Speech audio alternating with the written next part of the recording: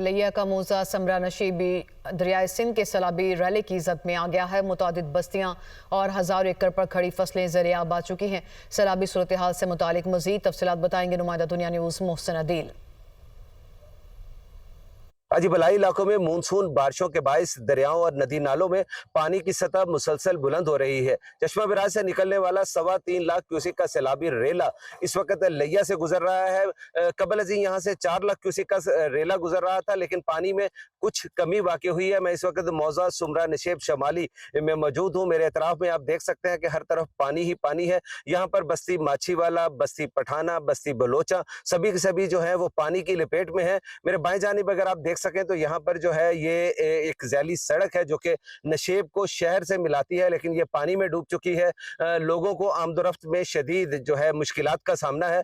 जिला इंतजामिया की जानिब से रेस्क्यू और रिलीफ के इंतजाम किए गए हैं। 9 rescue point, 6 flood management centre जबकि 13 रिलीफ कैंप जो है वो कायम किए गए हैं। बताया जाता है कि चश्मा बैराज से पानी का इखराज में कभी कमी और कभी जो वहाँ पे ज्यादती हो रही है। ज्यादा पानी वहाँ पे आ रहा है, तो यूं जैसे जैसे मानसून बारिशों का नया स्पेल अगर शुरू होता है तो पानी की एक बार फिर जो है हमें सैलाबी रेला जो है वो लिया की तरफ बढ़ता दिखाई देगा।